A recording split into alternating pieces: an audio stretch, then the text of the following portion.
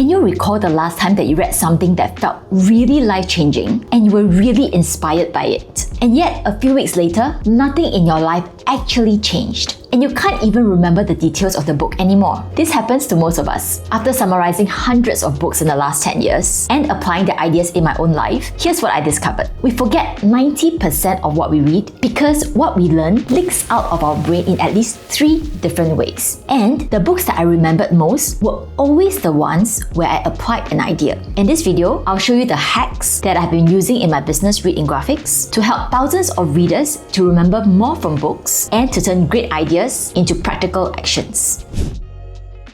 But first, to remember more of what we read, we must first understand how the brain actually learns. And here's a quick explanation from Read in Graphics video. Your brain is complex, but the way it stores knowledge is surprisingly simple. Every time you learn something new, your brain uses a 3-step pipeline. It encodes new ideas into short-term memory, consolidates them into long-term memory, and retrieves them when you need to use them later. You can learn the brain science behind these 3 steps in our previous video. When all 3 steps work together, learning sticks and you can retain 80 to 95% of what you read. But when even one step breaks, your knowledge begins to leak, no matter how focused or motivated you are, and valuable insights fade quickly. The real cost isn't the time wasted on reading, but missing out on the powerful ideas that could have made your life much better. Fortunately, there are proven ways to plug the gap and stop forgetting. Let's explore these solutions together. Leak 1. Scrambled inputs. Many readers highlight chunks of text or make random notes so nothing stands out. The brain gets overwhelmed and doesn't encode anything useful. A great solution is to use smart annotation. Try Read in Graphics' FACE method to mark out frameworks, answers, challenges, and examples. This forces your brain to process the ideas, provide clear context for encoding, and helps organize and consolidate the ideas later.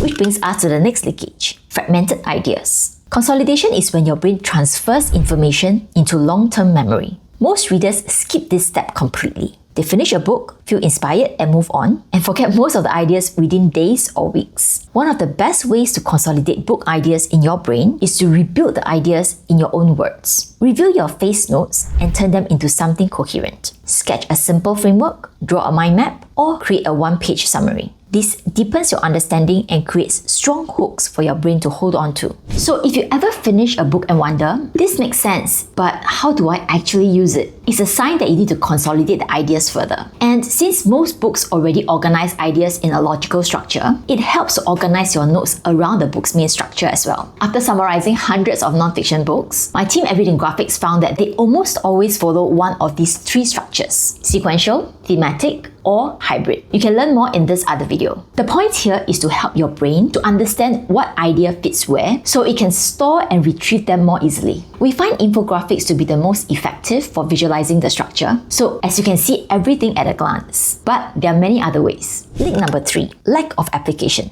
Every retrieval attempt strengthens your neural pathways, but when you never use what you have learned, the pathway fades and the knowledge disappears. When you review an idea, don't just think, I should use this. Ask, where can I apply this today? Each time you apply an idea, even in a tiny way, you strengthen the neural pathway. After enough repetitions, the insight starts to feel automatic, almost like second nature. Application isn't just one of the most effective forms of retrieval. It's probably the entire point of reading in the first place. Ultimately, the end goal of reading is to actually make an impact. There's no point in accumulating all that knowledge in your head. You can only make your life better when you apply that knowledge. Yet, if you look at all the books that you read this year, how many of them actually changed something in your life? The problem is that you're missing just one critical step to convert a big idea into something clear and tiny enough to apply immediately in your life. Here's Read in Graphics' 3-step micro framework to help you turn any book into real-life action in less than 5 minutes. First, extract the big idea from the book. Ask yourself, what is this book really saying in just one sentence? This forces you to identify just one big idea instead of feeling overwhelmed by dozens of fragmented tips. Second, personalize the idea by connecting it to a specific part of your life. Ask yourself, how does this idea apply to my life?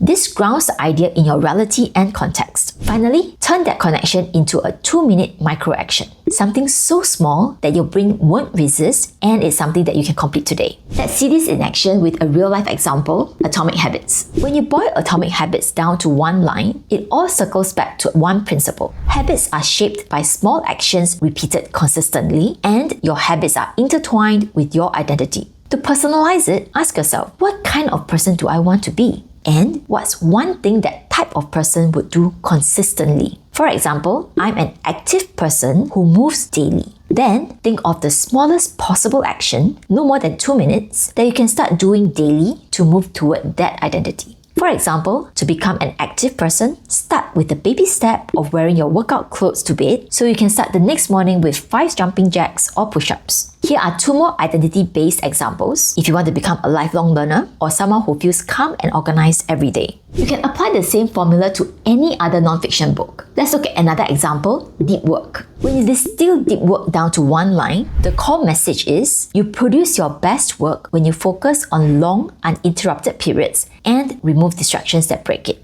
Deep work isn't about working harder, but protecting uninterrupted focus. To personalize this, ask yourself, what is the biggest thing that keeps breaking my focus? Maybe you're checking your phone every few minutes, or you're multitasking and switching between tasks instead of finishing one thing at a time. Now, choose a micro action that reduces or removes that distraction. For example, put your phone in another room for 25 minutes while you finish a task. Or set a 25-minute timer and work off your priorities list one item at a time. Or how about a book on communication skills across all types of personal and professional settings? The heart of non-violent communication can be summarized in one line. To communicate clearly, separate what happened from how you feel, what you need, and what you're asking for. This formula helps to create a safe space for open communication with empathy. To apply this, ask yourself, where do I need clearer communication right now and with whom? For example, you can use this to unravel the same argument that you keep having with your partner or to face someone that you've been avoiding. Your micro action in this case could be to map out your observations, feelings, needs, and requests for one scenario per day, just to practice the core concepts. After a few days, once you're familiar, test them out in a real conversations, starting with just a small issue.